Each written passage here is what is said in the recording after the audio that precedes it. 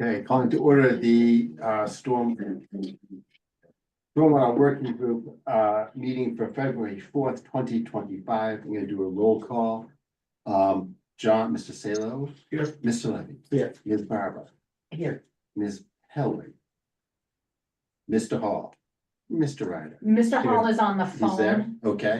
He is driving, so he may not be able to. Okay. No. Yeah, I'm here. Okay. Excellent. Thank you, Chris. Ms. Anderson. Mr. Pate. He is also online. He's online. Tripp. Yep, I'm here. All right, great. And Mr. Ponder. Here. Great. Chair's here too. Great. Do we have to approve minutes? Do you want to do that after the presentation? Save time for the people Sure. presenting. We can do this in any order you would like. Let's do that. Let's get right to the presentation. Right to the presentation. All right, guys. Okay. Gabby, take it away. Oh, actually, let's start with this. So this is Gabby Queenan. Yeah. Queen of Sustainability. She is a sustainability manager here in Nita. Like have royalty at meetings. And she's very royal, isn't she? Really is. Yeah. She has brought us a presentation about a project that is a wonderful and fabulous thing, and we need more of them, but take it away, Gabby. I'll let you tell them all about it. Thank you. Thanks, Kim. Appreciate the introduction and the opportunity to join you all this evening. So we are joined by our partners at Beta and Charles River Watershed Association this evening to talk about this project. I messaged you the doc link. Can I don't know if you can see it on your Teams, but I just sent that to you if you're able to like paste it in. Otherwise I can join the meeting and share screen too, if that would be helpful. Just let me know. Gotcha. Okay, thank you. Appreciate it. So to get things started, maybe we can just do a quick introduction of our team members who are on Zoom. Phil, do you want to go first? Yeah, sure. Phil Paradis with Beta Group, project manager for this project, and working. Yeah, we do a lot of work with your folks. We're glad to meet you. Yeah, Chris Brainerd. Sorry, Phil and Chris work a lot on our stormwater stuff, so if they make references to other things, that's probably why. Sorry, go ahead. Yeah, thanks, Kim. I'm Chris Brainerd. I am the engineer on this project, helping with the stormwater design BMP. And I'm Ariana Perea. I'm from the Charles River Watershed Association, and I am our community organizer. So I am helping with the community outreach in Needham for this project. Welcome.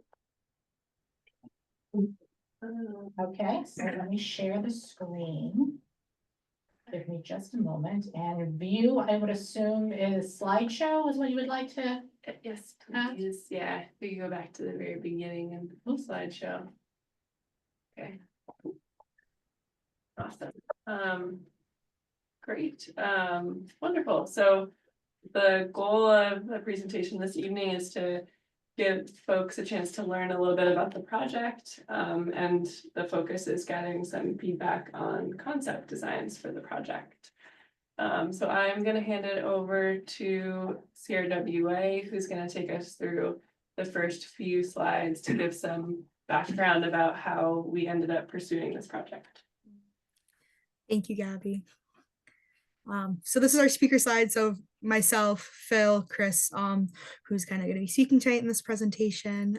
Gabby, if you can move to the next slide. I have the slide, so just say next slide. Yeah, okay, so thank you. Sorry, Kim. That's so all just right. a little background on this program, on this project. So Needham is a member of the Charles River Climate Compact. And for those of you who don't know what that is a regional partnership of the 28 watershed cities and towns. So there's 35, 28 of the towns participate. And this is a group focused on climate resiliency, and it was founded in 2019, and it's headed up by my colleagues, Julie Wood and Dara Johannes. In 2020, the Charles River Climate Compact worked to develop the Charles River Flood Model. And this was to address stormwater flooding at a regional scale. And this is part of how we kind of got here, is because this is where projects were identified with site-specific solutions to address local and regional flooding. And then you can move to the next slide. So a little bit more background on the Charles River Flood Model. So the group identified the need for a regional flood model, which resulted in the Charles River Flood Model. And it's simply a watershed scale interactive GIS based model identifying where and when flooding will occur and watershed wide strategies to mitigate flooding using nature-based solutions. The project team consists of our lovely partners at Weston and Sampson, crew, Charles River Climate Compact members, and staff at CRWA. This is to basically attempt, or commit equitable solutions to finding solutions for flooding. So we need everyone, especially people who are experiencing the climate impacts firsthand, to be a part of the planning, designing, and implementation process. You can move to the next slide. Thank you. So this is kind of, as we kind of talk about Alder Brook, I want to give you guys a look into how we identify and prioritize sites. So we collect a lot of possible site ideas from an array of ways, and then we score them based on project priorities. And this criteria is basically from public support of the project, ecological benefits of the project, possible flood benefits, the minimal potential for conflicts, and community benefits, particularly looking at climate vulnerable populations. So this is just mainly how our kind of matrix works, where we rank all these projects, and then that's kind of how we decide to move forward. You can move to the next slide. Trying. Oh, It's not moving. We'll see how long. Honest to heavens. There we go. Got it. Got it. Perfect. So Alder Brook was selected as a priority site in the spring of 2024. And as a part of the original project, some concept designs were developed that are being advanced through this project and another project that CRWA and the town of Needham are working on. So today we're focusing on just one of those projects, but hopefully you'll hear from CRWA soon again about the other projects, they're kind of moving on. And then looking at the next slide, you're gonna have to click a couple because they pop up the bullet points. I don't know if that's helpful. So which one do you want me to click on first? I think The you have to gravel? like hit space bar. All of them can show up. Oh, Yes, there we go. okay, got it. Got it. So these are the concept designs that were developed in the spring of 2024. The town was so amazing in turning these around very quickly into a funding proposal to advance these ideas, and they received funding for the DeFazio lot concepts. The second project I mentioned that is just starting will focus on the wetland restoration and stream restoration. So that will be a good complement to this project, but it's on a slightly different timeline.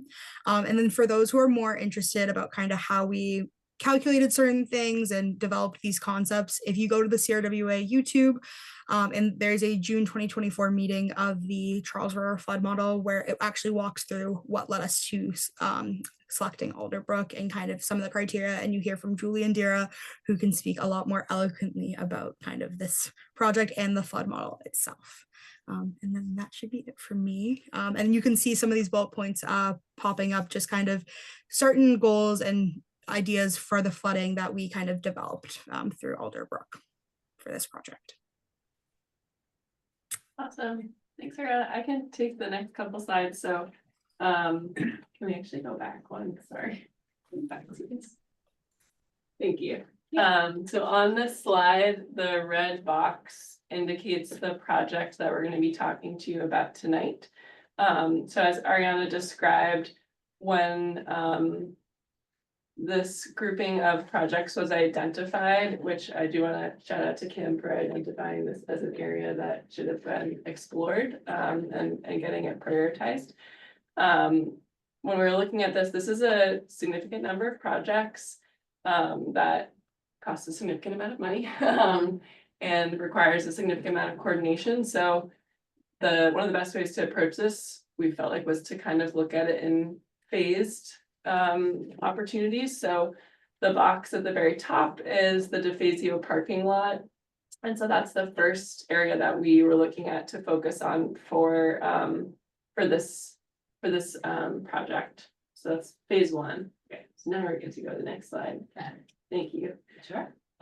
So for this project, we were intending to develop designs for the DeFazio parking lot to implement green stormwater infrastructure best management practices that would improve the health of the Alderbrook watershed. And the goal is to reduce the phosphorus load. The parking lot is adjacent to a wetland that's feeding into Alderbrook, which then feeds into the Charles River. So being able to maximize those stormwater treatment opportunities to reduce phosphorus load was a big priority. Relatedly, improving water quality.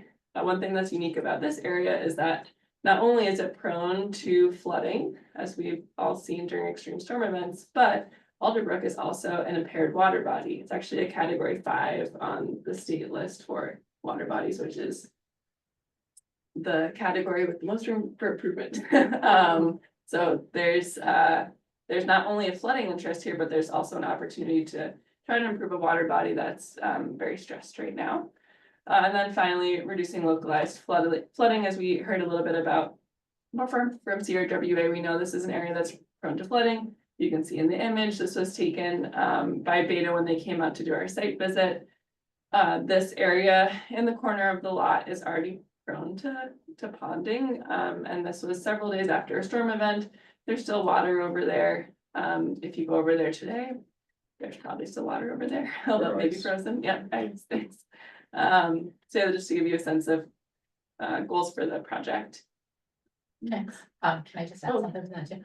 So part of the beauty of this kind of a project too is the fact that it bridges the gap between flooding concerns and stormwater management.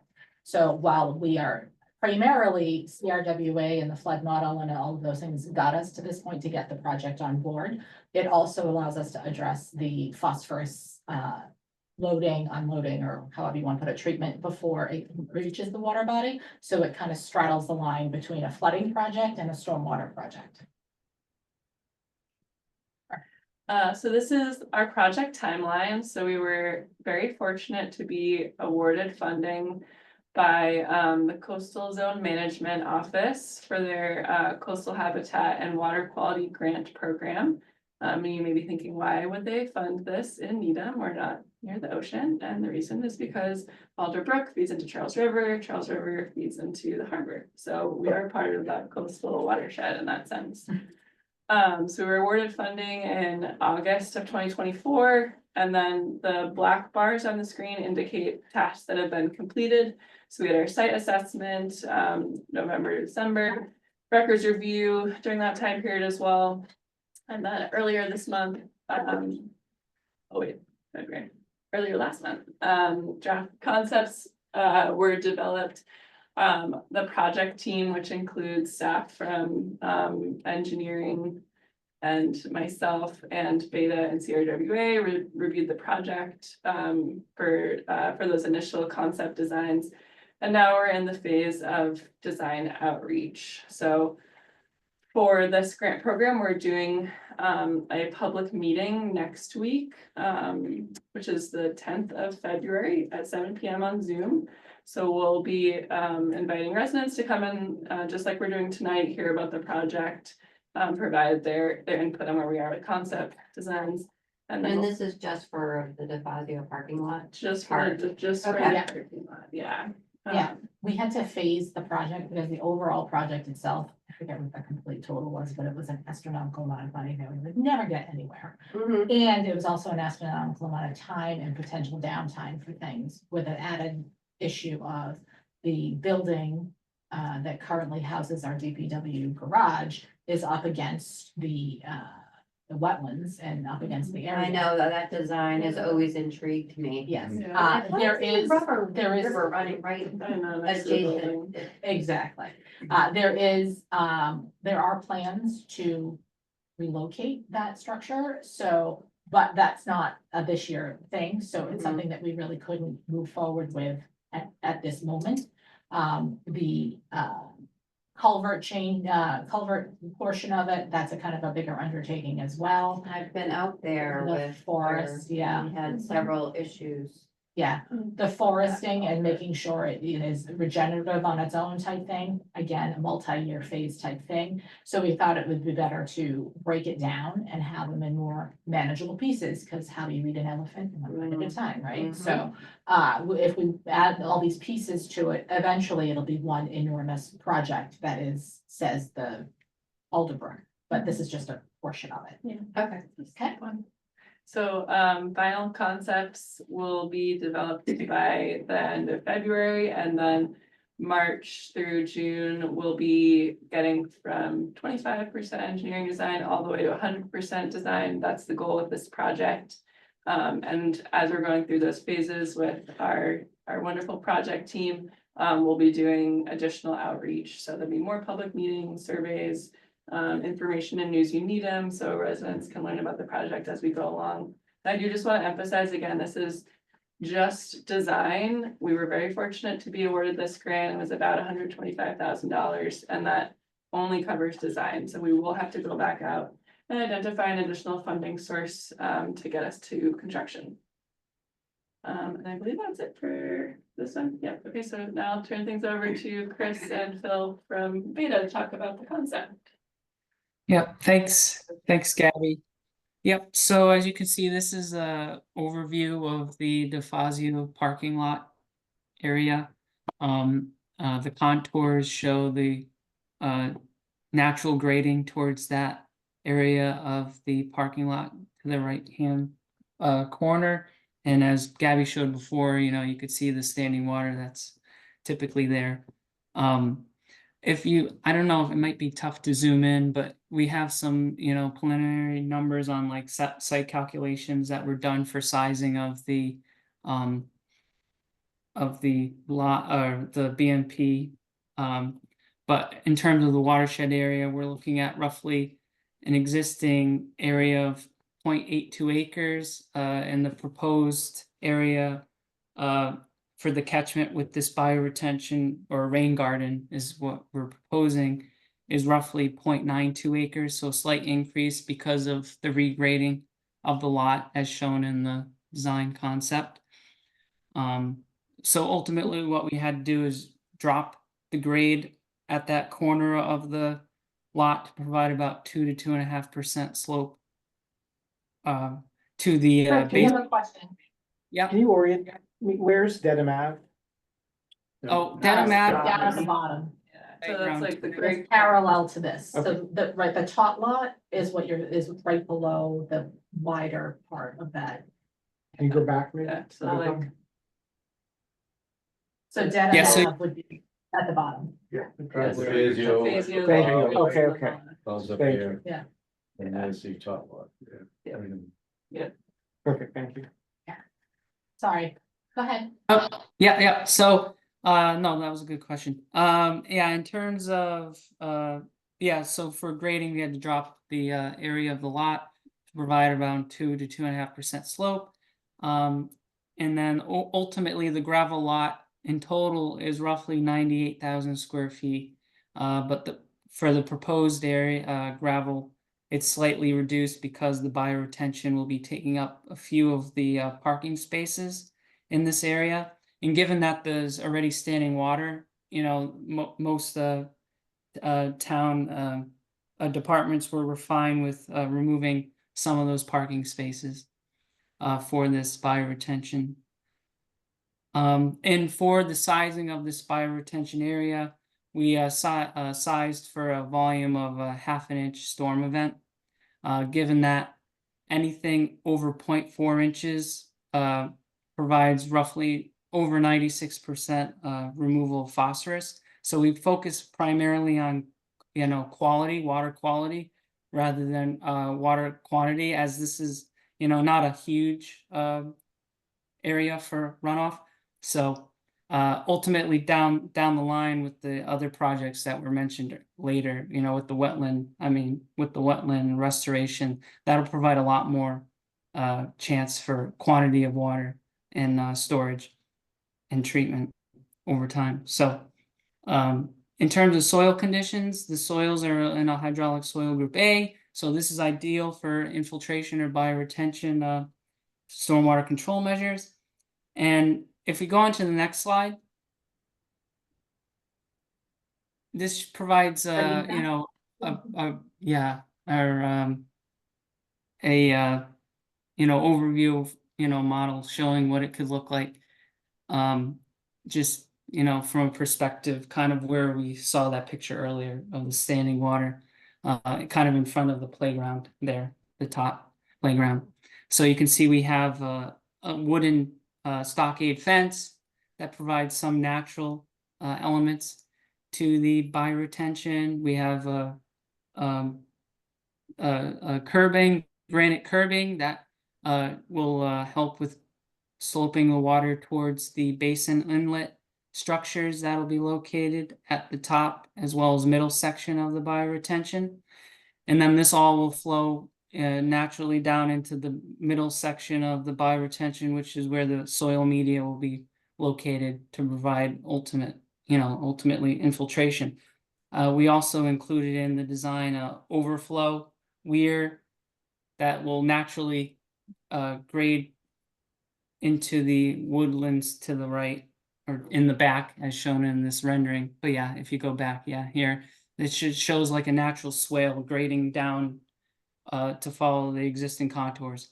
And what's nice about this design is that we're trying to, as little as possible, to impact any of the existing trees in the area. So we shouldn't have to lose any. And then, yeah, here we show a little bit of the plantings. So all the plantings are native plantings to New England. And some of our recommendations here are switchgrass, some coneflower, nannyberry, inkberry, and lowbush blueberry. And these all take into consideration, you know, sun and partial shade because of the existing woods to the right, and as well as wet and dry soils. Any questions? In the drawing, it shows the rest of the lot, it kind of looks paved. Is it meant to be paved? No, it's not. It's all No. gravel. It will remain gravel. They just need to regrade it a bit so that the water does end up where it's supposed to go and does flow into those catchments to get the water into the rain garden.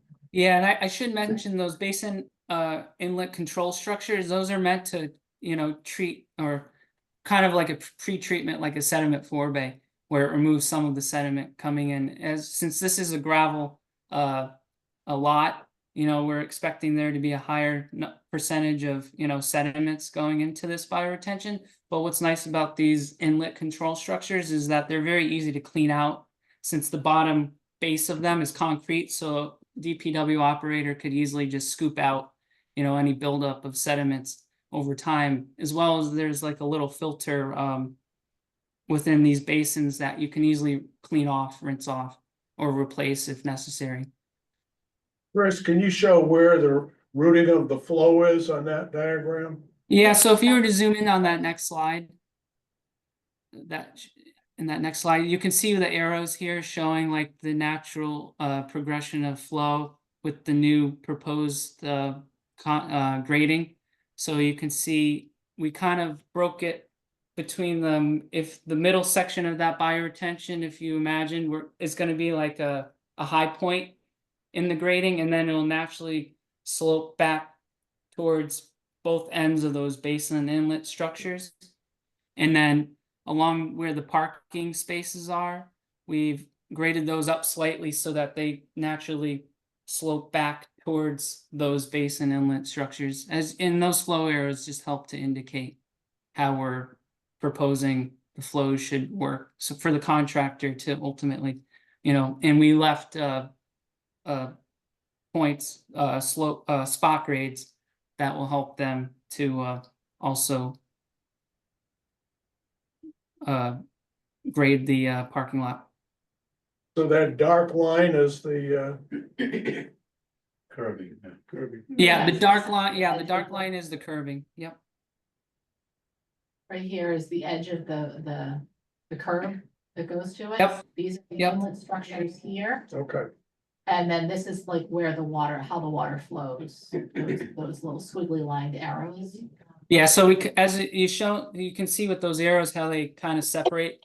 So that'll be like the crest you know, kind of like a road or a crown, kind of like a roadway where it will naturally, you know, dissipate to the two sides of the, it's to help control flow into the bioretention area. So that not one basin is overwhelmed with flow. And can we Yeah. comment on how absolutely pretty that is? It looks better than a standing pond of water. So are those black-eyed Susans? No, those are cone flowers. Oh, I always thought coneflowers were pink.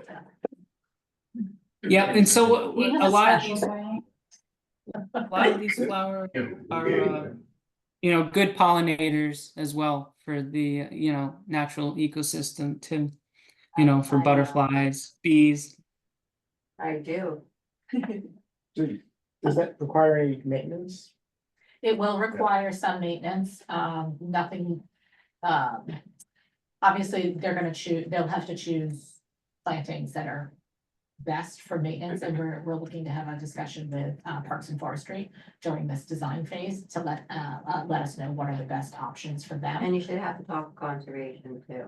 We're We know, leaving you out of we it know all completely. about that. We're leaving you out of there completely. Hey, I suggested Clay's mix of wildflowers, okay, so I did. It's not put you in Clay's there. mix anymore, and I have some in my office, Okay. and I was gonna bring that up.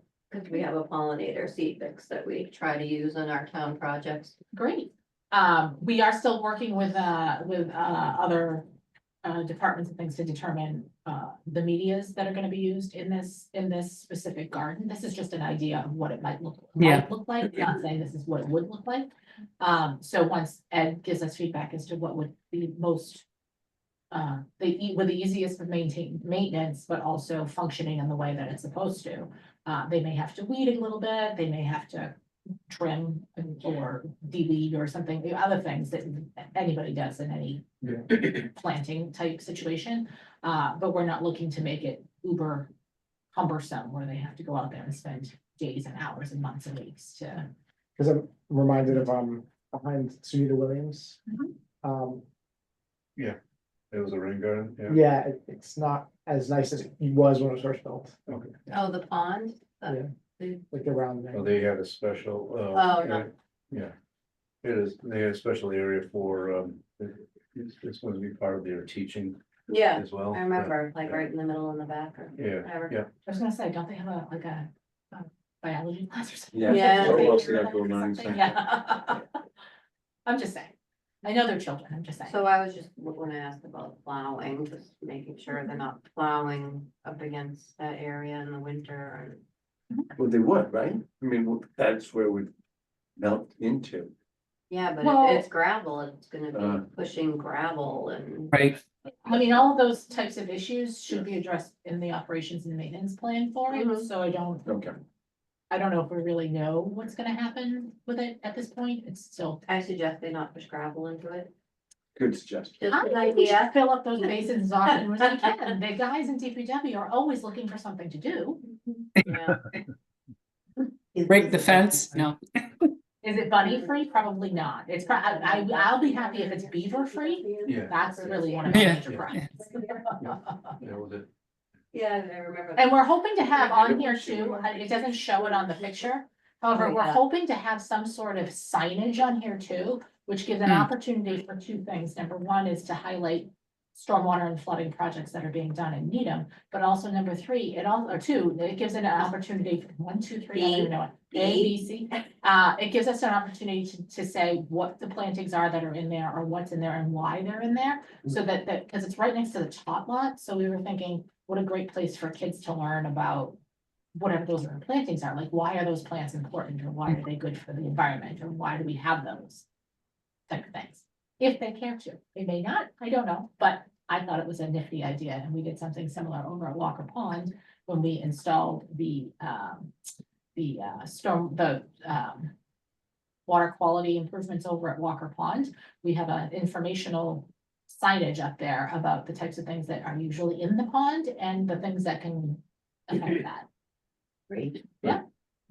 Question, so does this part of the project, or does the overall project have any effect on capacity, which is one of the other issues we're dealing with? as opposed to So this? it's not, this portion of the project is not meant to control a lot of flooding. It only applies to a half inch. Mainly because of number one, location, number two, size, and number three, it's a part of a larger overall project. So this is not supposed to solve the flooding issues in the DPW Right. area. Yeah. All six of them put together That- would. Okay, that was kind of my question, if not this one, then the Yes. overall project. As they start daisy chaining each other along. Yep. They will improve the water quality and hopefully abate many of the flooding concerns. Barring natural disasters, yeah, historical, Sure. can't do anything about it. Is there an overall cost estimate, construction for the total project?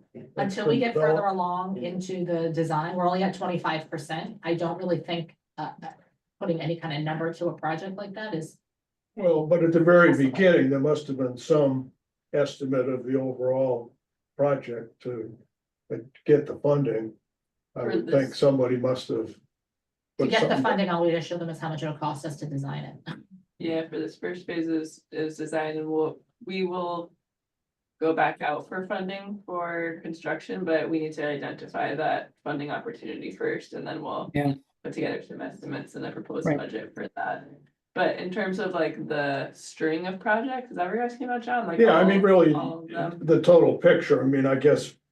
I'm thinking about what's the cost benefit here of. What's gonna be spent versus.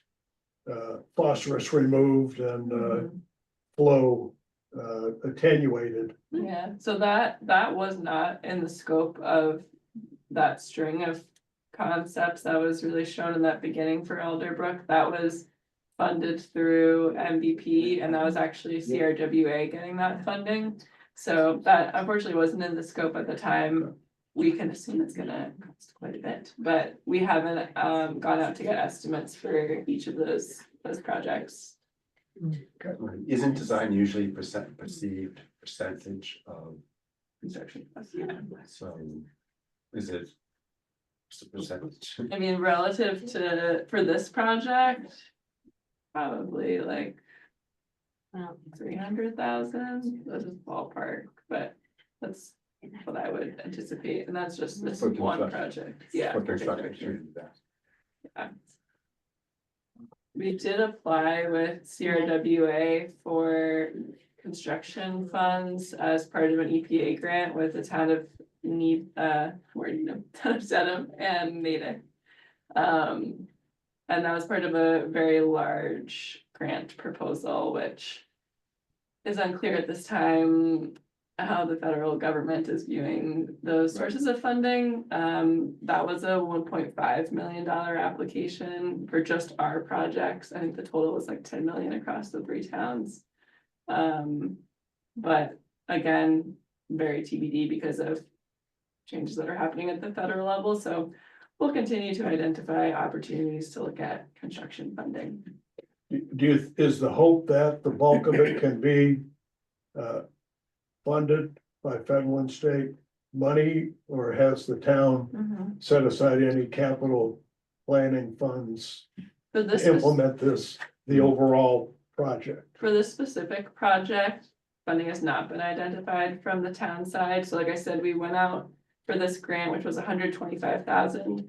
And for this grant, we are doing an in-kind match in terms of staff Okay. contributing their time to the project. So we report every month to the grant on how much staff time we're contributing.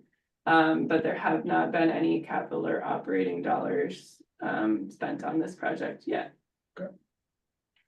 How does this project relate to the other components of the project?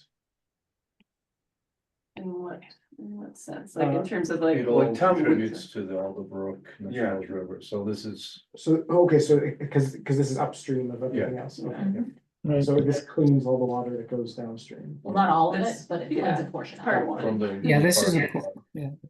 Yeah. Can we Did actually go that back first to graphic show the total project? that? Yeah, she's going back to it right now, All of them, all. all the way to the Yeah, beginning. there you go, there you go. So the wetland restoration, stream daylighting, that next portion where that bright green is, that is, kind of like phase two, I would say, and Charles River Watershed Association was very kind to help us identify funding to do design for that. So that'll be phase two. And we'll be working again with Beta for that project. Again, that's just design. But that's all we have at this point. We're still at the beginning of identifying sources of funding for each of these. Yeah, the building being relocated, until the building is relocated, doing the project that sort of butts up against it is challenging, because you don't want to destroy what you fix by doing it, by removing the building. And also putting up another bioretention basin over here is a great thing, and if this one up here works really well, we may be able to leverage some of the knowledge and design that we already have over here to apply to here. And then for the forest succession planning, basically planning, because right now all the trees that are over there are however old, they're all planted at the same time. Right. So if they all One time, fail at the right. same time, we then don't have the forest there. So the point is to have things growing at different age brackets and different groups. I don't really know all this, Deb. This is what I They're not know. planning on cutting down any trees, right? No, we're trying to put more, we're trying to put trees in there as they, Trying to, thin out the pine and put in like Then, oh, the ones that pine. are falling down. And then replace it fallen with ones, actual, we're not planning to remove a bunch of trees. Yeah, you're okay. With what they're doing with the reservoir, is that, kind of connected here? No, so the dredging and the reservoir, you mean? Yeah, and I know that they're restoring the wetlands too, right? They're restoring the wetlands to what they were. You mean as part of that project? Yeah, No, I mean, is it they connected? kept changing the scope of it, No. and they didn't end up having. unfortunately, it wasn't. We could have used other funding sources if it was connected, but because it's going in a different. It's bypassing the reservoir and going right into Okay, Alderbrook. so what they've done with the reservoir is not gonna affect. But what's going on with this particular project, No. Right, this overall. Correct. Strange question. Yes. No questions are strange. Who owns the lot at Tafasia? Whose jurisdiction? Yeah, I do. Schools. schools, okay. Schools as jurisdiction. We have kept them in the loop about the project. Okay, right, because it may be that Paula gets kind of built there Yes, in some sort of swamp. yeah, and I think the fact that this is like on the corner of the lot is to our advantage, that Right. it doesn't have an impact on Yeah. the majority of those parking When they spaces. do this, like- I mean, that's the reason why the lot is still a gravel lot, it's not paved, is because it's school's jurisdiction and they make. But they're being kept in the loop about the project. Okay, That's their property and they need to find some swing space. Yeah. Okay. Does anybody have any other questions, concerns, thoughts? So just some. All right, I'll let you take it back if you want, this is the feedback we're looking for. Yeah, so Gabby and Beta and Kim, we all kind of met this week as the project team and kind of came up with some feedback that we're going to be looking from you guys and from the public itself on 3 different types of things. So like what types of plantings would you like to be interested in seeing at the site? What type of parking protection would you be interested in seeing at this site? And what types of informational signage would you be interested in seeing at the site? So like I said, this will be part of our survey that we're doing to the larger poll response, but also we'll obviously take any input you guys have. I don't know, Gabby, if you have anything else to add for that. No, I think that was great. Yeah, these are prompts. If you have thoughts on any of these 3, we'd, be interested in your feedback. Obviously, this is like very much step 1. These are just the concepts, but yeah, if anyone has input, we would welcome it. You guys were the first foray. We're Mhm. very blessed. Mhm. okay. Yeah. I would say overall, it's really encouraging to see all these projects teeing up and that you've worked on this and planning on it. And it's encouraging. But at the same time, see what it takes to do one piece of it, like, oh my. Yeah, and this Yeah, is one of the it's smaller almost- projects know, too, it's so, like- yeah. I saw the whole thing, like, oh, we're just talking about this little corner here, like, oh. Okay. And that's hopefully something that we will be able to share when we have the public meeting as well. Yeah. And let people kind of really digest how much work it takes to get these things done. It's not for the town's lack of wanting to do Right. these kinds of restoration projects or these kinds of things just to fix the flooding problems. It's a matter of all of them take a vast amount of planning and a vast amount of time.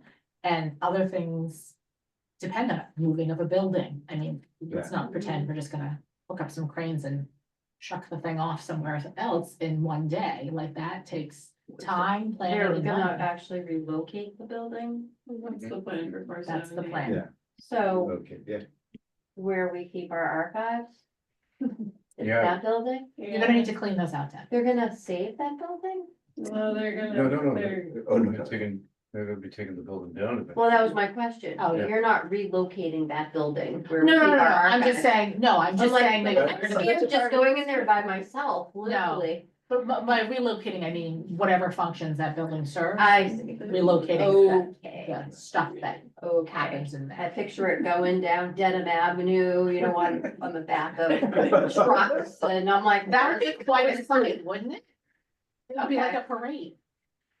Yeah, it would be. Yeah. Okay. So our goal is to have the public understanding, to be a little bit transparent about, not a little bit, but very transparent about our project planning and how we see the entirety of the project. That's why the whole of all the projects are put in the presentation, because it's important that the public understands, though we're only addressing a piece of it, it's an important first piece of it, and it will eventually add up to be an entire system of treatment as opposed to trying to tackle it all at once and saying, hey, we need $15 million from the town of Needham, and everybody's up in arms about their taxes, so that is our hope. Hey, Chris, you're gonna be able to retire on this project.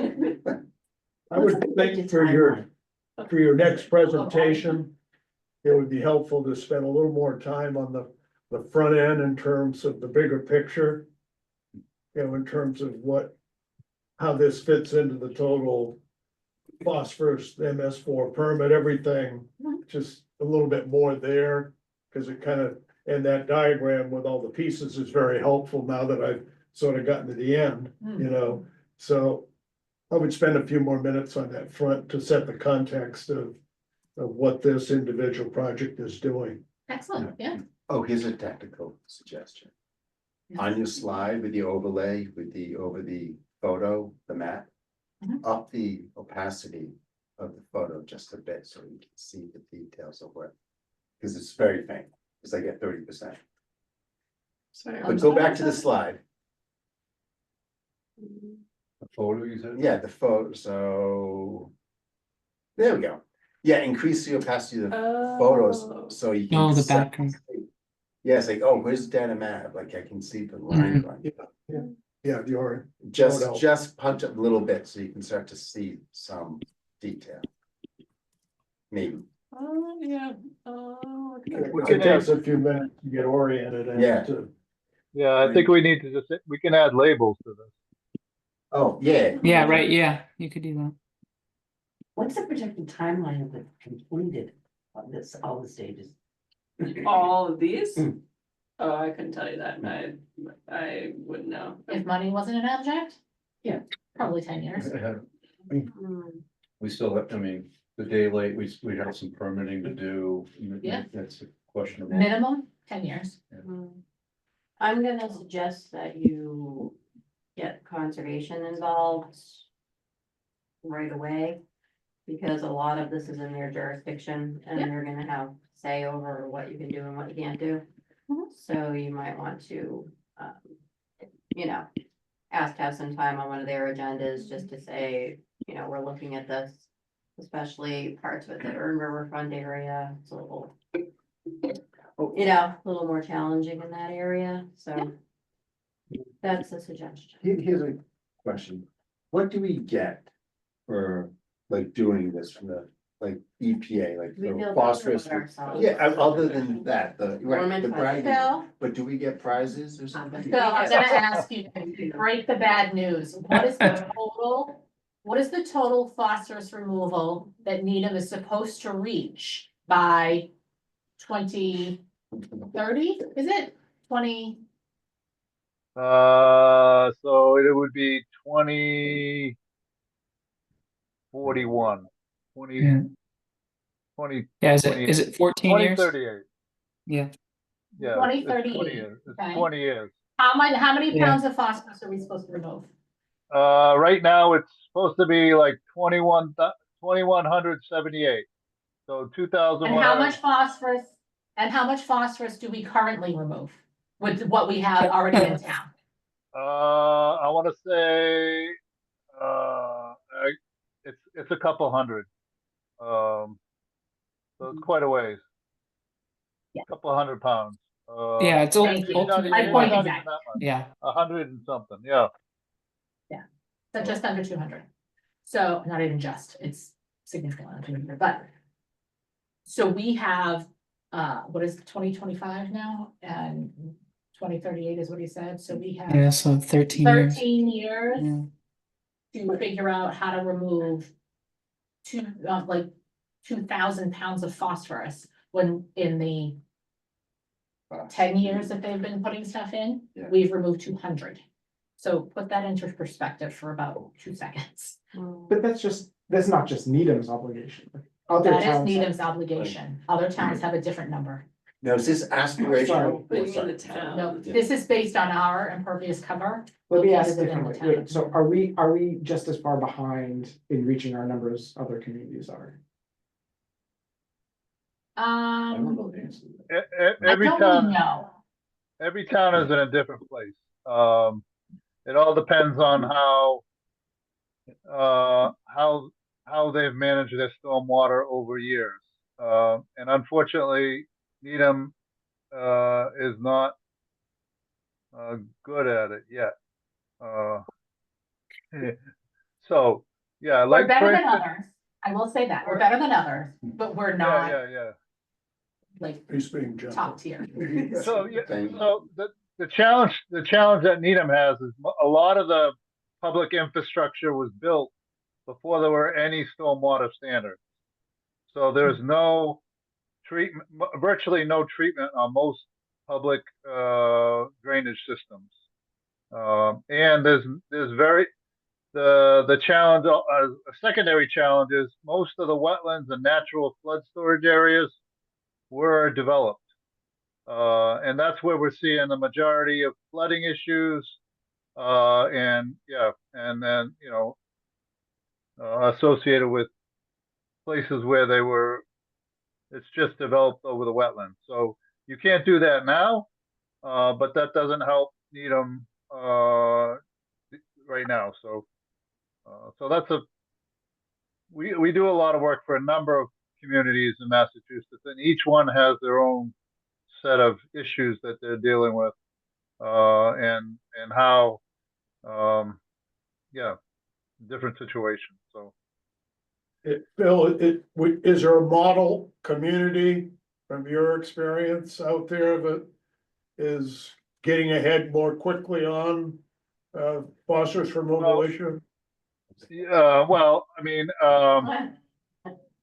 there are, and they've had their utility in place for a lot longer. So they've been they're ahead because of that. Just funding is The gonna be the assessment huge fee. thing. They So had the utility assessment fee. What town did he say? yeah. I So don't know. What- Did you have a specific town that has had their utility in place for a long time that you're thinking of? Natick, is it Natick? No, Newton or Natick, Newton, I think actually. And some of the other. Yeah, I mean, they've Yeah. had it for at least 10 years. So, it's everybody's in a different place. Nobody wants to spend money on it. Everybody wants to wish it to go away, but, some communities are more strict in development or have been more strict and protective of wetlands and situations like that. And preventing culverting of streams and such. So unfortunately, Needham suffers because it is such a prime real estate area. They, your school systems are great, your ideal location to Boston is great, and all those things. So, which makes land value in Needham very valuable, and that has trumped a lot of environmental and you know so and yeah. One of the, for dummies like me that don't know, what are the major causes of phosphorus? Or is it too broad a question? So phosphorus is in everything. It's in the air. It's in all kinds of obviously plant life and such. So as the air settles and you get particulates that fall on roofs, on impervious surfaces. Normally in natural situations, that is when it rains, it brings it into the ground when you have porous surfaces. But when it's impervious, concrete, your gravels, your roofs, your walkways, it can't get into the ground, so it washes off, and then it concentrates in wherever the flow goes.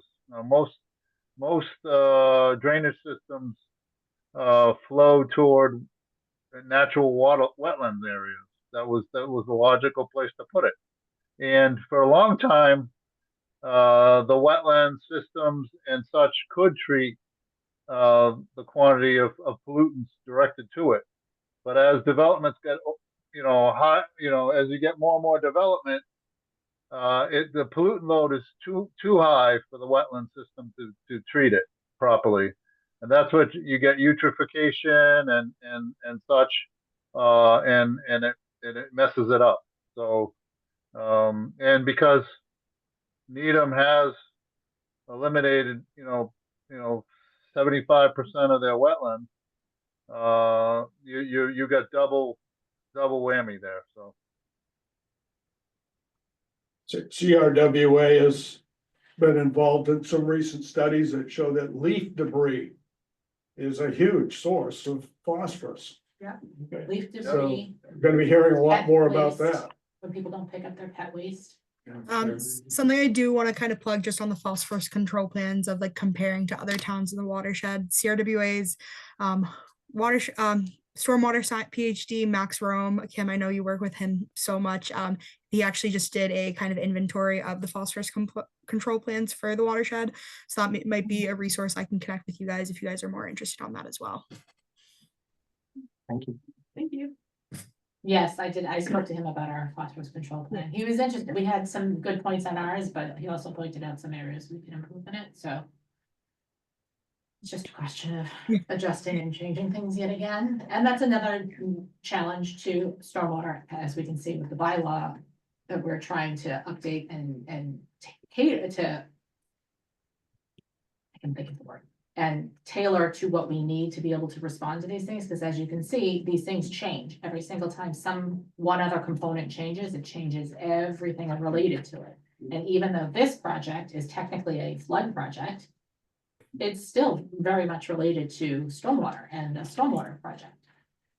But in terms of development, is it simply the increased flow off of these properties that eventually works it into the watershed?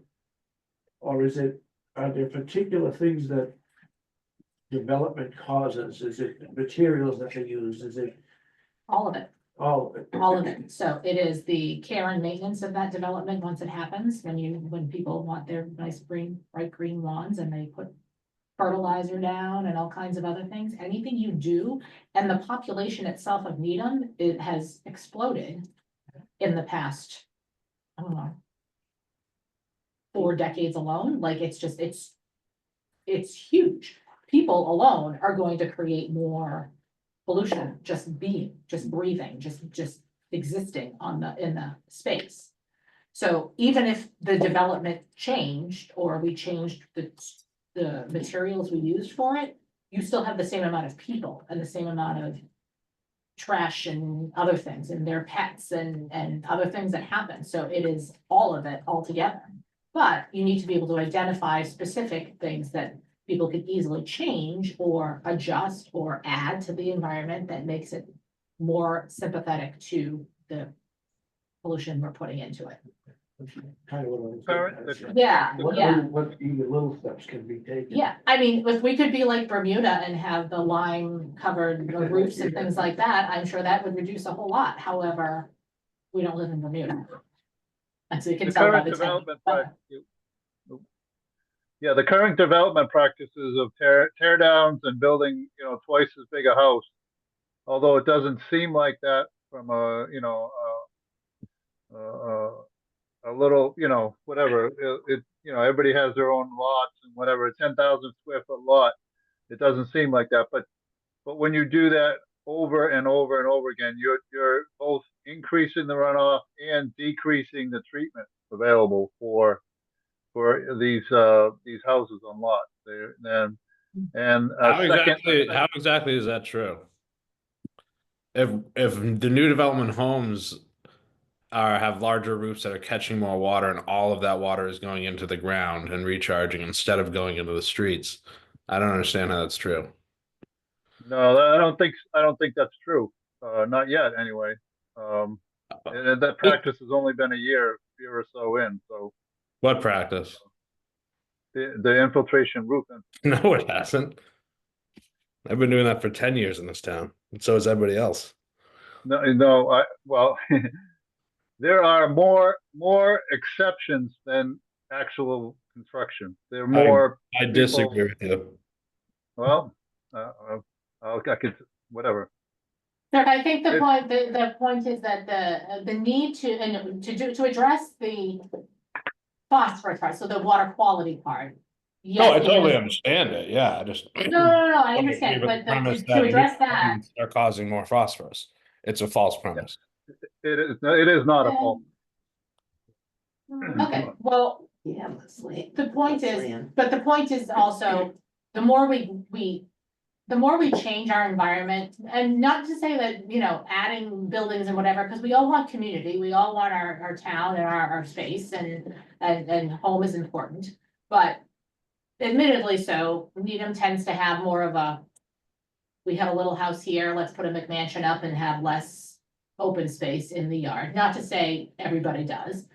And the more you recultivate that, like you tear things down and put it back or whatever, you're compacting the grounds around you with You're also removing trees, which. yeah, and removing phosphorus. trees and other things. So we're not saying that building things is necessarily the prime cause of everything, but just the actual existence of human life and interference of human life into a space, being our town, I agree. makes that a change. You know what I mean, Trev? Oh, I totally agree. Yeah. Yeah. So it's not necessarily that we're saying, putting up new houses is the prime cause of it. No, my God, don't put up another house. We're saying we need to figure out a way to create our environment that is adaptable to be able to accept the increase in population, the increase in pollution, the increase in whatever, and change with whatever situation happens, whether it be the climate changes, whether it be rules and regulations that state and federal government changes, whether it be, I don't know. And that's something like. Anybody takes my suggestion of a biosphere over Needham strongly, I don't know. No, but can you engineer your way out of not having trees? I mean, can you just say, we're capturing the water, we're putting it all on the ground? We have, impermeable surface on the. Do you want to engineer your way out of having trees? No, but I wonder if that's sort of what people think is a workaround. It's like, well, we can do this because we're No, capturing the because water. trees also create oxygen, so no, you can't. Yeah, but, Because that will Right. affect the air quality. okay, but I wonder, like, there's not an engineering solution just to capture how much stormwater. Whatever we're at now, we're 1 inch, now we only want 2, maybe 5 inches, but we can't engineer our way out of. No, you need trees for many reasons, besides Right. the fact they create oxygen, they also provide shade in Right. extreme weather, and they our habitat for wildlife and you want your wildlife around. So they're an important component. The goal is And they- not to replace something, it's to balance it. And Go ahead, Chris. carbon holders. Oh, I was just gonna say they also do absorb some of the phosphorus too. They do. Yeah. Oh, So, wait. All right, so many commercial almost, I mean, it's NPK, right? That's fertilizer. Why do we put phosphorus in fertilizer if it seems to be such a problem? Because it helps things grow. It does, it helps actually, nutrients. what helps the bud, it Pretty rich phosphorus blossoms around here. and roots and blossoms, right? Yeah. Stupid question, just to backtrack, why did they choose phosphorus, say, versus nitrogen? Is phosphorus just a more? I think it's more pervasive. Phosphorus, Okay, Fresh water tends to be a phosphorus. where limiting nitrogen nutrient. is coastal. Coastal Coastal nitrogen. Yeah. Yeah. And you see the Cape is dealing with a lot of nitrogen issues and they have a whole new series of requirements for nitrogen. septic, yeah. for nitrogen in addition to phosphorus. Right, because why Okay. salt water is, Yeah, fresh water tends to be limiting nutrient, phosphorus in water, not always, but.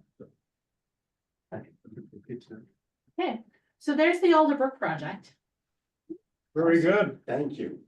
Thank you Yeah, very well, much. thank you. Thank Thank you, you. Chris. Thank Thank you, you, Chris. Phil. Thank Yep. you. Thank you all for listening. Mariana. Thank you, guys. Thank you. At his meeting. Thank you. Bye. Bye, Chris. Bye, Phil. Bye, thank you. Have a great night, everyone. Yeah. Very nice, really. You guys, you gonna present on the 10th? Yes, there'll be a Zoom meeting on the 10th. They'll be open to everyone's. It'll be in the Yes. news, the Needham News. Are you, Yeah. Vicky, are you on the select board agenda? No, yeah, Here's the notice on the yeah. 10th. I was signed up, but now I don't need to do that. Well, if you really want to come, I will. Mhm. Yeah, we're excited to get some Really? questions. Let everyone know about that. Well, that's. Yeah, maybe I need the remedial course. You know, I'll see if they incorporate all our good Just ideas. go around and read it. Please, we'll better fit the questions. Thank you, Gabby. Thank you. Okay, nice to see you. It was lovely. So Phil was dealing with the our capacity, solar capacity report. Okay. And I did promise you guys last week that I would send you a copy of the draft Oh, report. yeah. So I'll do that and then if you want, we can invite him to talk a little bit more about it, but essentially. What he was saying is that we need to do a lot more in controlling the runoff from. Not only our projects, but like even the private. Right, right. But he was saying that every project that DPW is considering, add a factor for drainage. You know, doing water construction, put a drainage project in, you know. You're doing an intersection improvement, do a drainage project too, Right. with it, All right, so combine everything together. in the Great Plains redesign project, Yeah. because that's add what yeah. it is. Add Everything is drainage, safety, she's like, is drainage, it's no drainage. add another drainage, yeah, Yeah, so it's like, okay. so. This is why every time I listen to a CRWA webcast, they keep talking about the Watertown rule. Yeah, And it's all based on the new projections. So they are recommending, and before our ordinance gets reviewed by them, I know they're gonna bring it up, that store a 100-year storm, 8.2 inches. that's what Phil was saying too. Yeah. If you Which can, is a big That was deal. part of our flood study, yeah. Yeah. That's Watertown's, It's something, yeah, that Watertown, so adopted, so it's become known as the Watertown rule. And I know CRWA and others are saying, you gotta be, This city too. doing that, so it's a big shift. Yes, but they're going under on the change, maps. I don't know where we are now on that kind of a scale, we're doing 1 inch, yeah, you yeah, know, so it's a long way. Yeah. and a lot of them are just doing 1 inch and, yeah, okay, you meet the requirement. Yeah. do that. Tom, on the, doing an intersection over, do a drainage project, a public works project, do a drainage project. I remember when we were doing our flood meetings, Karis and Shane always, brought up the fact that we gotta start at the outfall and work our way back. Yeah. So if you're doing a intersection over here and you move the Yeah, drainage at that intersection, but how does that, so I agree with when, if you're changing piping and stuff like that, start at the Charles River and work out, but there are a lot of storage opportunities upstream. Okay. All right. So if you can slow that water, so if you're doing a project up gradient, Mhm. you're gonna be doing a reservoir, you're gonna be in storage. Yeah, okay. And then the pipe size change will be closer to here. Like we're gonna do the George Agate Road, that culvert, what Phil was saying is mainly the past practice we had over the last 100 years. We were just like putting stuff together, we piped Woods Hill Brook. Through all these neighborhoods, a lot of the other culverts that we had. They're kind of like, I want to say like Mickey Mouse together, like there's a structure, then there are two pipes, and then it goes to one pipe, and to another structure, to one pipe, and it's just like, The pipe sizes are not always the same. Oh, yeah. right, so for George Agate Road, we're redesigning that culvert right now. That was one of the areas that was hit up with flooding. That didn't come to us yet, right? No, we haven't really begun to It's study. still just a Yeah. glimmer in someone's eye or. No, It's a it's hopeful been, wish. the design has been, it has started.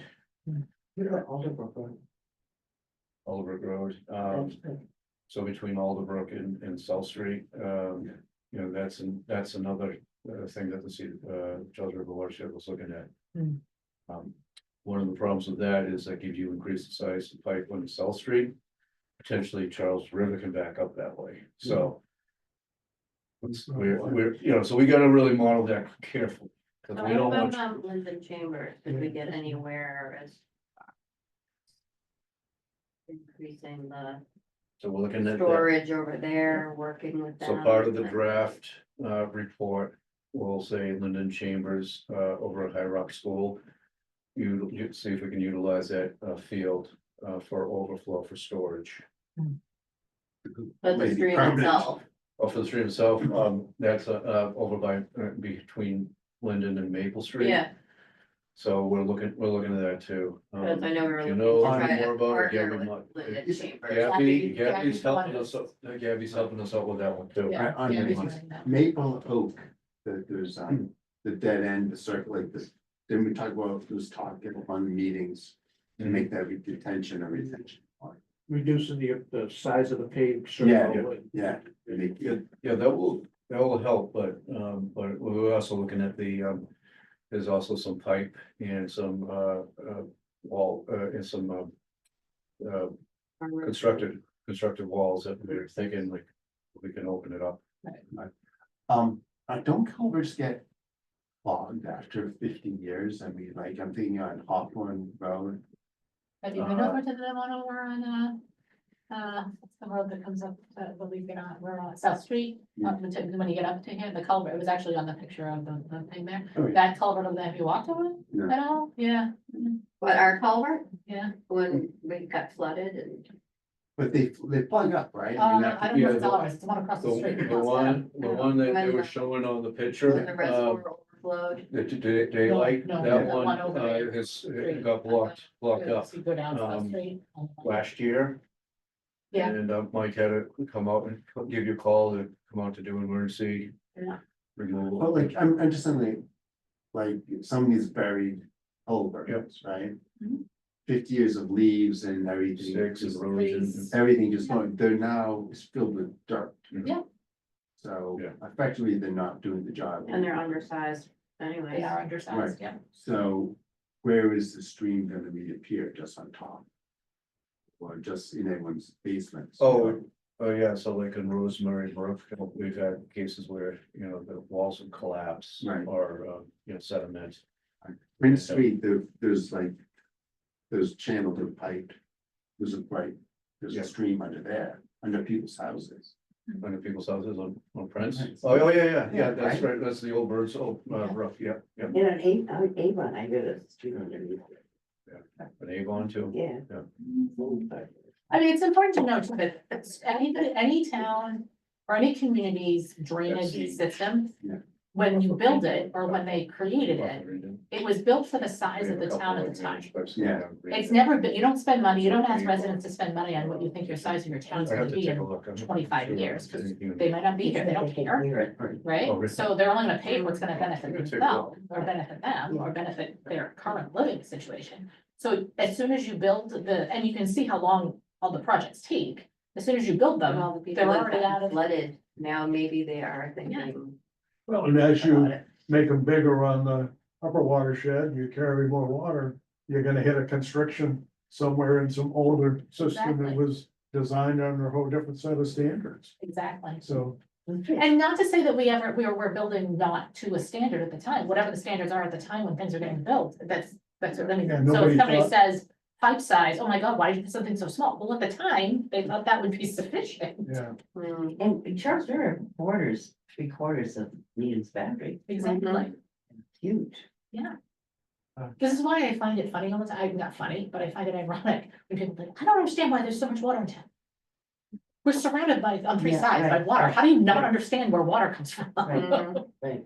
It's not just coming from the sky, actually, so my husband who works for the town of Millis, actually, apparently, they asked if, I could give him some instruction about explaining what stormwater is for the utility things that they have as well, because they got the question apparently recently of why am I paying for rain? You're not paying for rain, you're paying for the fact that you build on what rain usually soaks into, that's what you're paying for.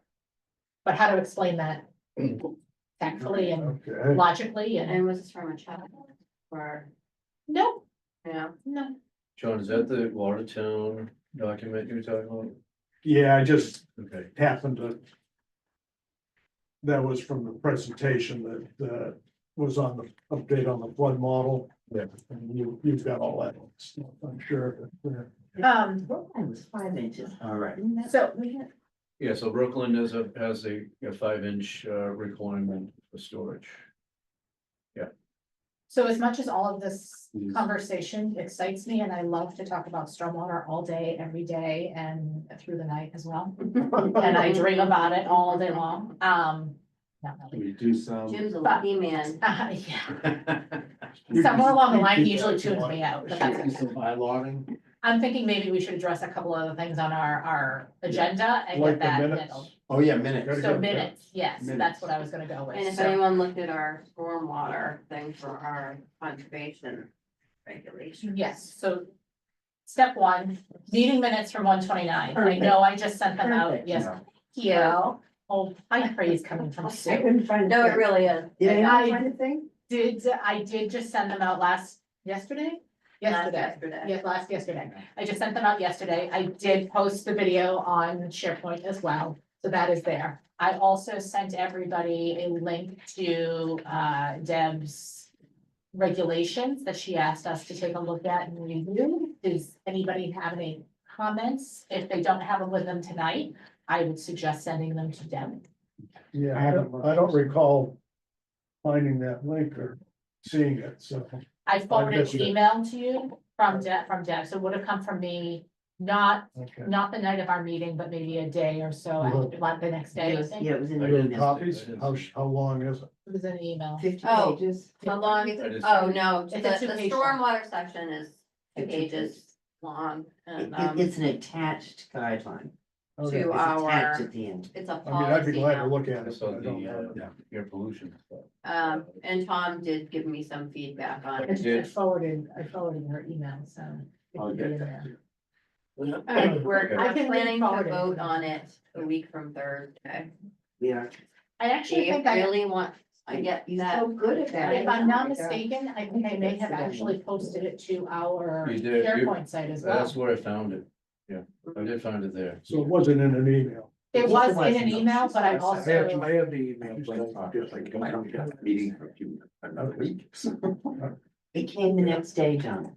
Okay. Kevin, do not ignore my emails ever. From you? I'm just No, asking. he'll send it to us the next day, Okay. so it's in an email, Okay. it's an attachment in an email. I'm Too just much saying, email. It is also in the sheriff. like I tell my kids, I will sneak up on you when you least expect it. Basically, the chair of the commission was just trying to make one document that we can refer to for people that come to us with projects that need stormwater. Kind of, this is what we need from you. So That's a John, great idea. so John, under the reference documents, under the bylaw and regulations, there is a document named Needham Wetlands Reg Update that I added. Yeah, so towards the end of it is just a 2-page stormwater policy. Attachment C, yeah. Okay, so meeting minutes are Okay. good. Can we vote on that and pass those if Yes, those are good? want to make a motion? So moved.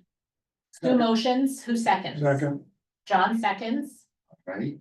To go to roll call, right? yeah, All right, Mrs. Salo. Here. Mr. Levy, Yes. Ms. Barber, Yes. Ms. Hellwig, no? Nope. Okay, where are we? Mr. Hall, Preston, I'm not sure if you can unmute yourself.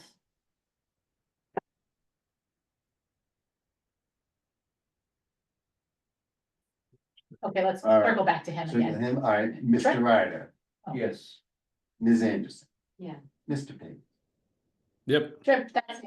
yep. All right, Mr. Prondak, abstain, I wasn't here. okay, and So I- the chair votes I yes. found it, the email. Yeah. Wonderful. It's at the end, John. Yeah. You don't have to read the whole And thing. when do you need comments? I would In about 15 say minutes. if we could by the beginning of next week would be good. Okay. Okay, and quickly, I know we have the calendar, March, we're looking for initial reviews, and legal and boards. Our next meeting is the 18th February, Mhm. then we have a March. early March March 4th. meeting, March 4th, and then so.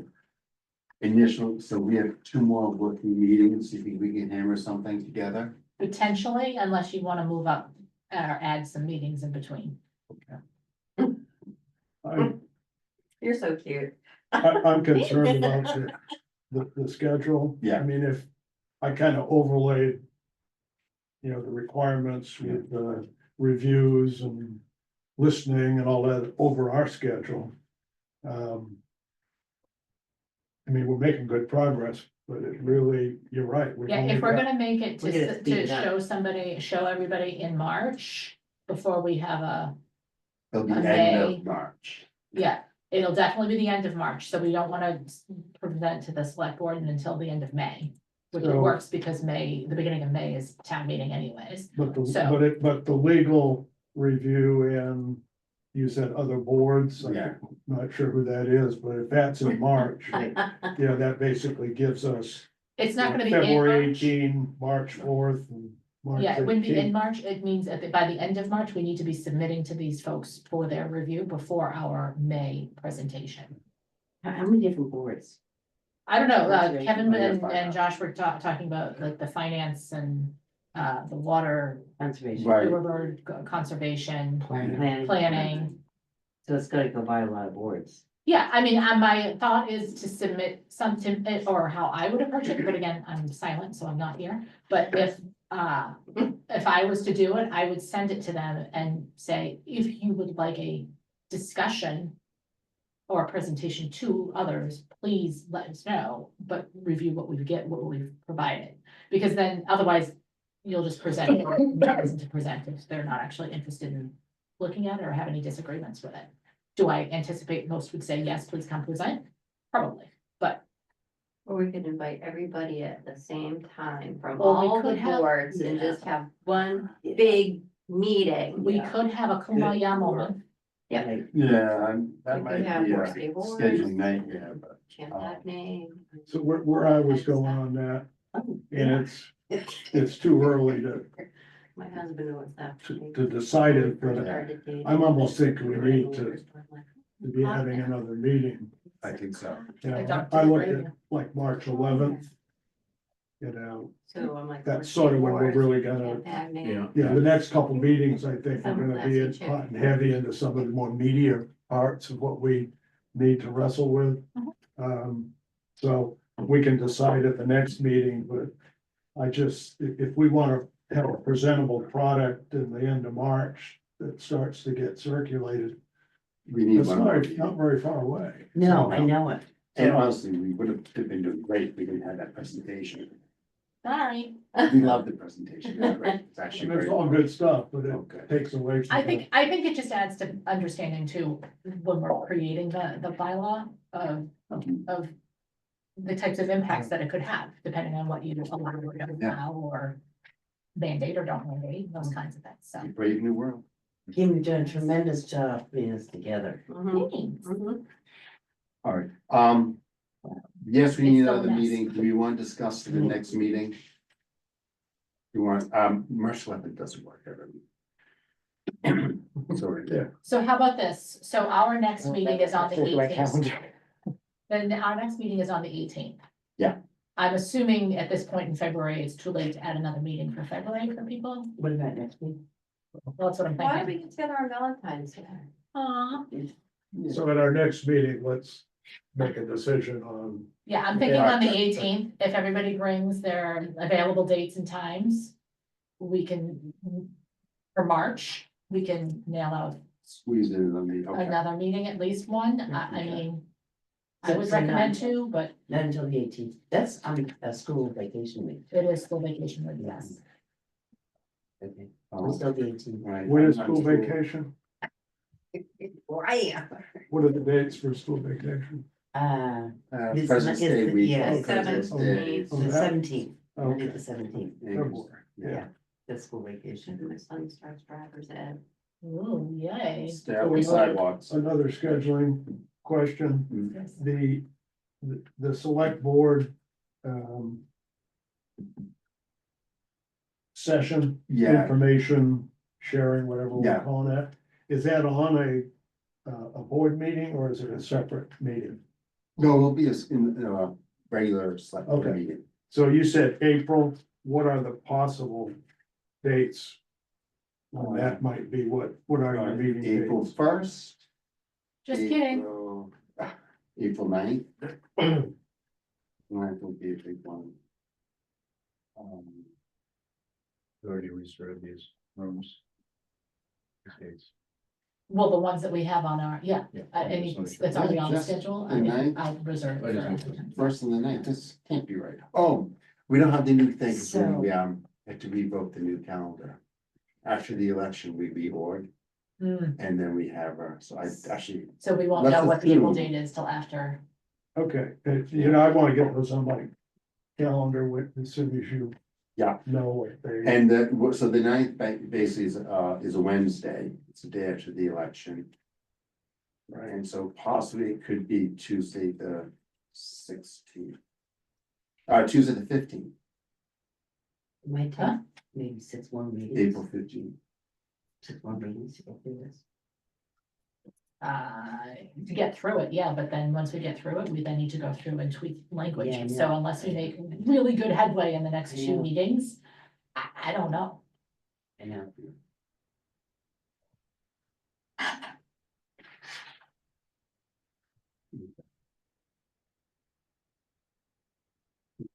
Okay. It's worth bringing up a concept now, what the consensus might be, say, for, stormwater permitting authority.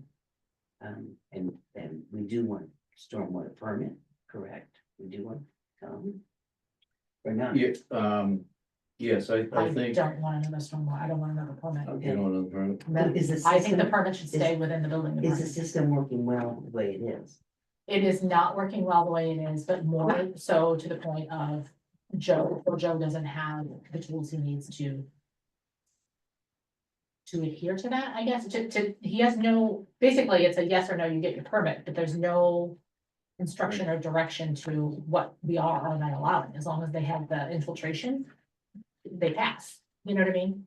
So how Natick handles it is if it's like a minor project and it's going through a building permit anyways.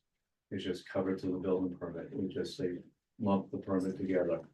But if it's a separate or it's a major, this will go to the conservation commission, it becomes a permit itself. So here's the thing, if you guys wanna have Yeah. a separate, and again, it's not my preference, but I'm not saying don't do it. But if you feel the extreme need to have a separate permit that permits stormwater, number one, it is an additional permitting step that Mhm. folks like Trip have to go through for every project. Number one, which I'm sure he's thrilled to do, because he loves VOC and thinks it's a great place to play in. Number one, but number two, who is in charge of the stormwater permit? Building doesn't need another permit to review and process. They have, I don't know, like 20 different types of permits as it is. Number one. Number two, what is the workflow to that? If we are to recommend a separate permit, that needs to be developed, defined, workflow worked out, approvals, who does it, and every department it touches needs to be made aware of it, and it needs to be effective prior to this stormwater bylaw going into effect. Yeah, what I would add to that, although as far as the way the bylaw is written right now, what we're doing is working. Yes, It's the bylaw that needs clarification. Correct. We really don't need an additional permit. We don't need really additional staff. We just need more clarity correct. and more Okay. detail on, like Tom and I discuss often about how you know, in a new house, it's easy to apply. Okay, we're capturing 1 inch, you put the infiltration tanks in the ground and attach everything to that. Where it gets complex is, you know, what about when somebody builds a detached garage in an existing house? What if they put on a, 3,000 square foot addition? Or a 200 square foot addition? We need more triggers and more clarity on, if we're gonna make the overall bylaw more effective. The actual design too. Right. Yeah, and hardscape is not, you probably should be, when we build a new house, I put a big addition on and then put the pool and the patio and all of that, Driveway. new driveway, all of that is. You choose to have a contributing. circular driveway versus a What drive-in. what I was thinking, maybe for thought is, like, anything that goes to, like, for a building permit. Could just be captured in the stormwater, but anything like a street permit, like someone's gonna add another driveway. Or, well, if you add a pool, maybe there's some sort of admin review, if it's a small, something small, like 500 square feet. Or something like that, maybe they have to do some sort of administrative like approval, like they do some sort of design. Yeah, I think we gotta Well, maybe first tweak that. determine What are the thresholds we want what to, are the Yeah, thresholds. yeah. what are the Yeah. thresholds So that we that's want what- to yeah. adhere to? That's So- the biggest deal. And then That's- figure out how to So typically, like, fix if or adjust our it current goes through permits. like Coca-Cola is doing a project, Yes. they have to go through building department, or Well, this is mostly they're parking? planning, they're planning first, and it's already in the bylaw that if it goes through planning, then they have to do stormwater management. It's already Right. there. Right, but is there a permit that you guys are working on with Coca-Cola, because it's Not mostly for- parking lot, they're doing a rain garden, they're doing a parking lot, they're doing. They did they did probably spent $100 million on the renovation of that plant, along with it, so it's a whole big project, it's So, not okay. just.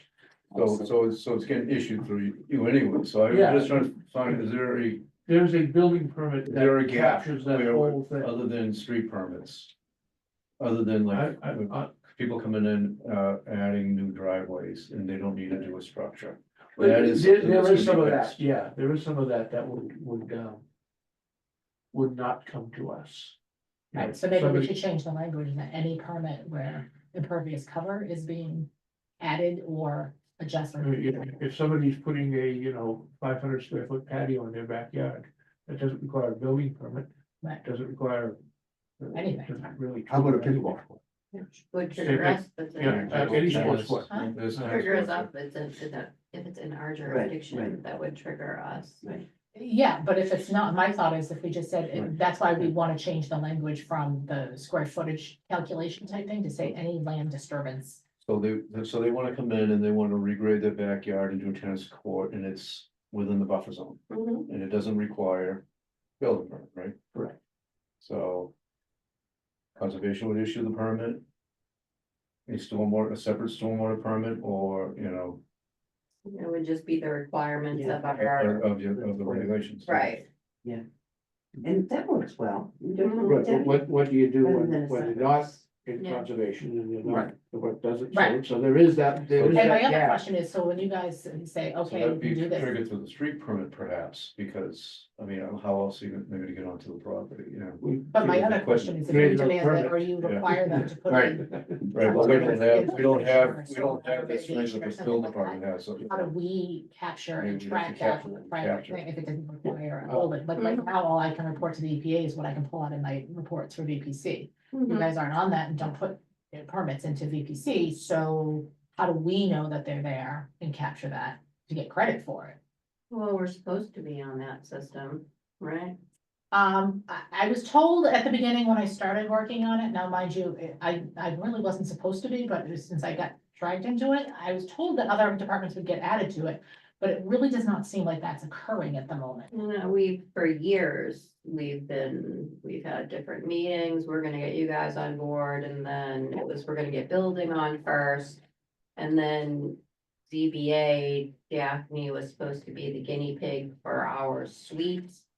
Hasn't gone past there, I have so, no idea. I'm me either. at a loss as to actually where it sits at the moment. So there's been a lot of upheaval internally here as Yeah. well, so. But I'm just determining wondering who's if we were on responsible. that system, if it could be captured, and then it would be Sure, easier to because you take would credit have, for. yes, because you would have permits that you issue with conditions on them and things Right. that happen to it, so.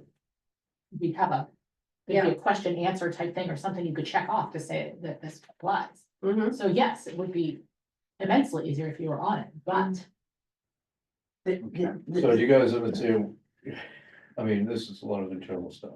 I'm getting sorry. that, yeah. sorry, That's fine. yeah. So is it- But that's, so basically what I was trying to say is if we can steer clear of adding another type of permit, that would be blessedly Okay, and blissfully appreciated by those of us who have to create them. So the most significant change in given capacity here really is to establish any new thresholds. Yeah, So maybe we should just get right to that. but wait, hold on, isn't the There you problem, go. how do we do in the sports court if it's outside, it's not in so conservation? that's part of the reasoning for changing the language to disturb land And disturbance that gets us in? versus anything with a building permit. And Yeah, the but amount they'll of, have to so pull are we it saying, out. you know, I mean, we gotta be careful if we say, okay, now you need a building permit for a sports court. We say street, they need a street Because, permit. you know, then So- you kick in the appeals period and people, you know, now, in other words. Building permits are appealable by anybody, Right. within 30 days. So if somebody gets a permit to build a sports court, where we normally don't regulate it. We're looking at the where our intent is to look at the stormwater bylaw, but then the neighbor doesn't like the sports court being there, it's under their kitchen window, or their bedroom, and too much pickleball, too much noise. Yeah. Do they appeal it, and what kind of So, I mean, then it gets- potential litigation Right. or Right. problems could that cause? Right. So anything, I mean, consider anything that doesn't require a building permit. That has a certain square footage or disturbance, go through the street permit process and get the permit through the street What's the permit. street problem? So that's a street opening where like you put in a driveway, you need to do a curb cut. Okay. You're going over the sidewalk with heavy equipment, you need to get like a. Would they permit. have to go over the sidewalk for heavy equipment if you put it in a pickleball court? Yeah, but if they have a building, if they have a building permit, part of it, you know, if they're doing a construction of a house. Yeah. Then they're gonna get the stormwater through the building permit, Right, they need a street permit anyways. But I'm just saying, if they're just doing pickleball, they don't go through. well, that's what that. I'm thinking, if they just do the street permit part. But then it begs the question of, you might have to change around some of the questions on the street permit. Yeah. Because, obviously, you don't necessarily. We're need to redoing have a our street permit contractor. process too, by the way, so this is like, this is probably the opportunity to say, Right, stormwater is now included. And that'll be part of your permit. okay. But I don't really like the idea of bypassing the appeals, if that's the only reason to go one way to avoid an appeal process. Well, but. I mean, I'm not opposed to putting in a permit, like under, it would have to sit with the engineering now, putting in a permit for the, whatever we name it, like other. Non-building project or something, Yeah. or just Right. land disturbance or Even more something, it would clarification. just need to be very. Specific and brief for whatever categories we think would fit under that. right, I mean, I think it's Natick, I mean, they talk about like removing soil, a certain amount of, Yeah. Exactly. or adding, right? yeah, Or yeah. add, yeah. One of the other, I mean, that would trigger it, right? Yeah. You could do like a land disturbance permit, where it gives you permission to put in whatever it is you're trying to put in, but. Something like that, but it would have minimal questions and answers, like the building permit is. I think if you answer, depending on how you answer all the questions, because it's different for everybody, it's like a pop-up book with choose your own ending. It could be, I don't know, 26, 28 pages long that you have to go through, right, Trip? Yeah, I showed you guys that, right? Yeah, Yeah. yeah, Yeah, just making sure you're still there, I'm here. hon. Thanks for the test, though. Yeah, no problem. okay, So, I mean, I'm just saying, just think very hard on how much more administrative right. Do you think your strain permit you would wanna help? have. Yeah. I don't mean. For the things that he isn't capture under building? Yeah, So I couldn't hear with the question. I don't think that. would a permit be useful? I don't think that, the pickleball court that's not subject to conservation or anything Yeah. else, I don't think. To put it under a building permit is the appropriate place to put it. Okay, Maybe it's some other type of permit, maybe a street permit.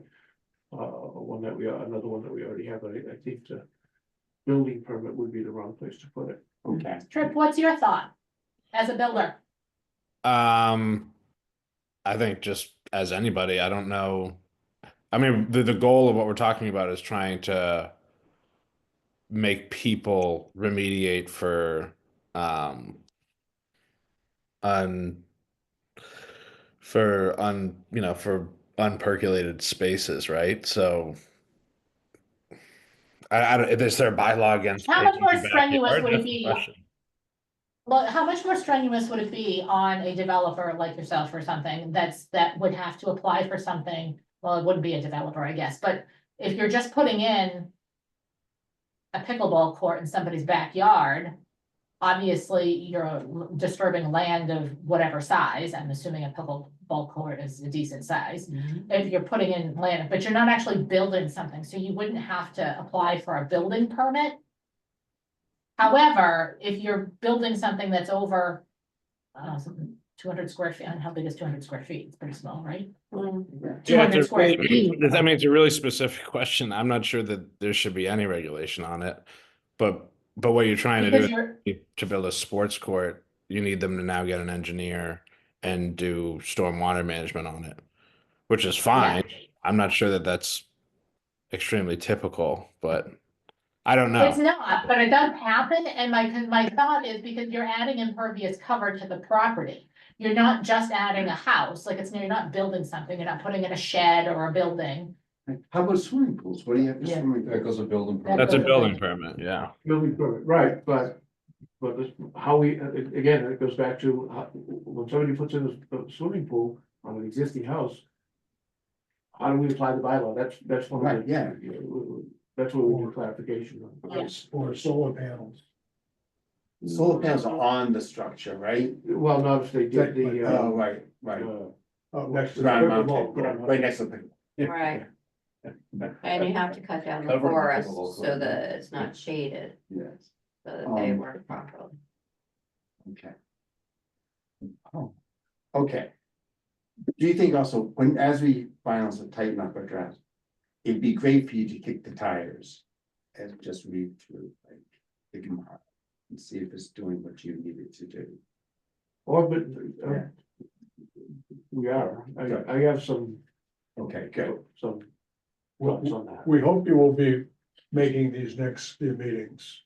That's what Kevin is saying. No, or you give, points to Tom, right? I mean. Yeah, we Yeah, well, we were talking thank you. yesterday We too. came back and forth on some of Thank this. you, But we need your input, yeah. directly or indirectly. Yeah, so at the next meeting, my assumption is that we are hitting draft recommendations and draft recommendations only. So that will be the only thing, other than approving the minutes from this meeting, that is on the agenda for next week. And as soon as we hit the ground running next week, we are draft. And just, I just want to throw it out before we adjourn. I know we're at 1 inch Mhm. with new construction. Should it be 2, 3? Yeah, so Beta, his opinion is that we need to boost it way up. Yeah. And, Like how far? they say 100. 100 inches. Oh, 100. Under your zoning, which is 8 8.2 inches, yeah. Yeah, that's, What towns of city has less land? We have more land than. So, I mean, I think that's a challenge. 8.2 is gonna be extreme challenge. Wait, can Trip thoughts?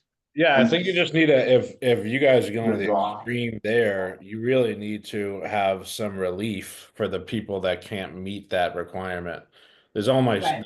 if you have a 8,000 square foot lot and you want to build, a home with a 2,500 square foot footprint, and it may be impossible to put that much drainage, and it's not really practical in that particular case.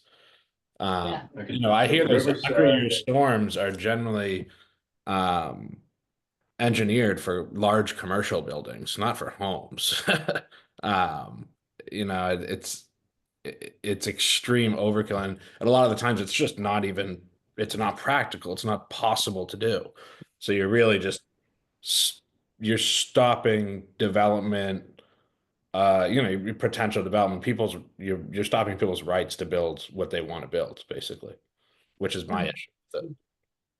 There were a few properties, I think it was Riverside, and they could just barely get 1 inch. And the 1 inch storage was so close to their foundations.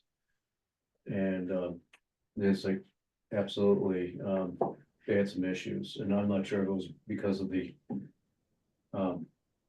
cascading effect, because there was 4 structures in a row that were built the same way. Mhm. Whereas one couldn't handle it, it floated seconds, and so on. Yeah. Or Champagne Tower. those townhouses, yeah, Step down and. yeah, water so, slides up here and that was just the the 1 inch, basement on the now, bottom. Wow. but those lots were like 5,000 square feet, I mean. That was built long before I They're got very here, so. small, right, But Right. I was called out to one of those when they had some flooding issues. and that might have been just before we actually adopted the bylaw, and they still did 1 inch.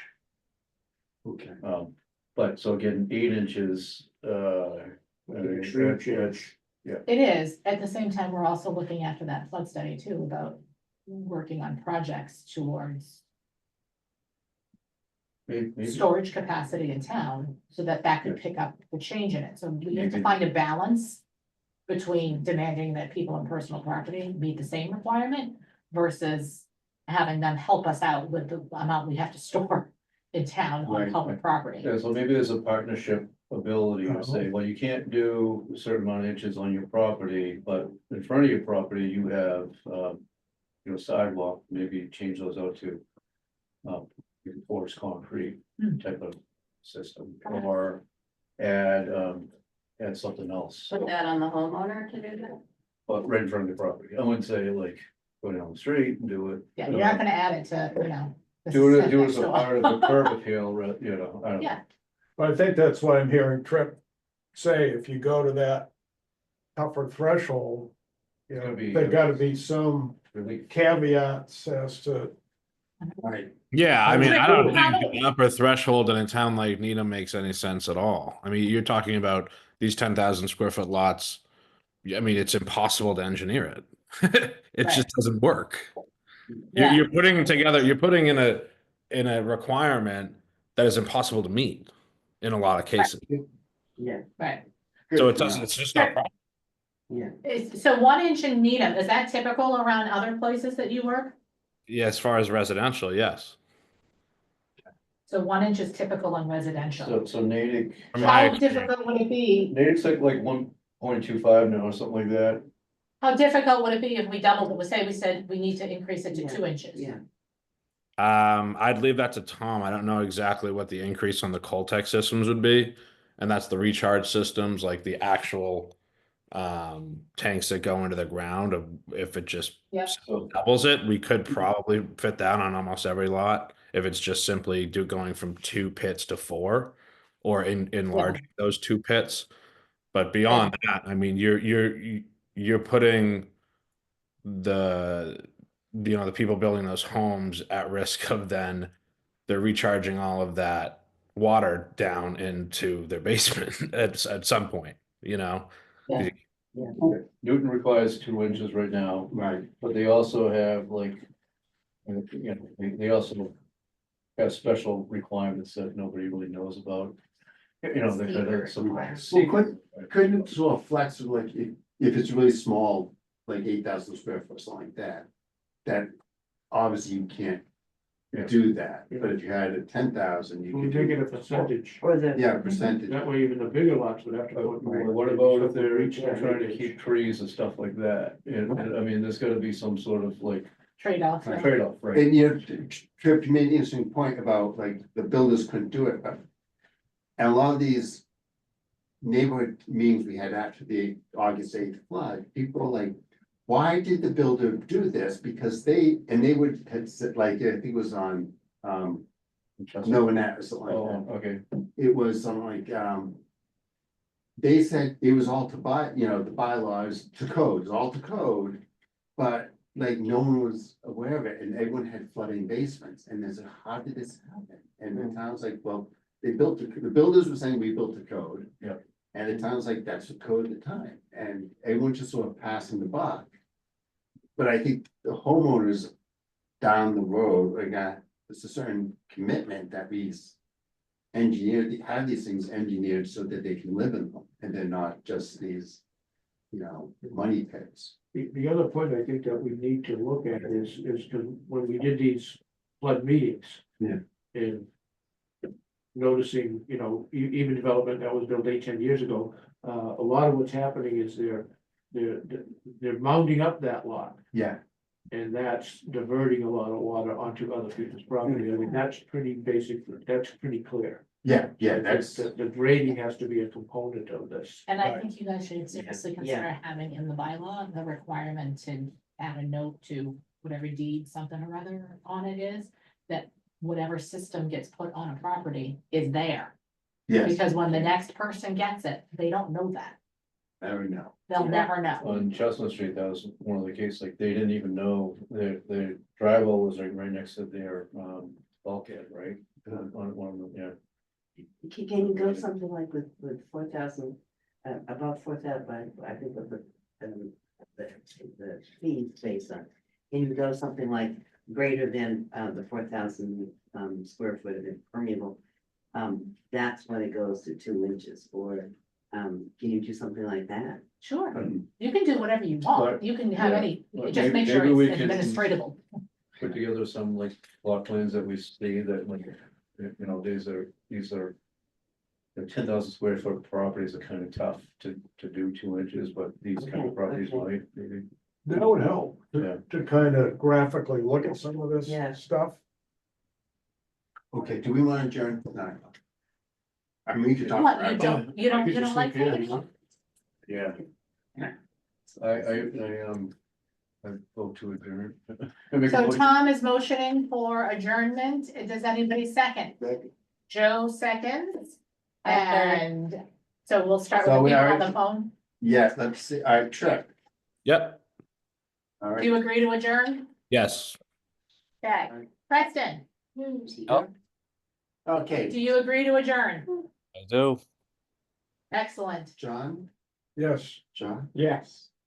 Yes. Yes. Sue. thank you. That way. Yes. Chair votes yes, all right, we're adjourned, thank you, everyone. Thank you, everyone. Have a great Thank night. you. Thank you for attending. Thanks for having us. It was. Thank you. So as far as having. Let me just- As far as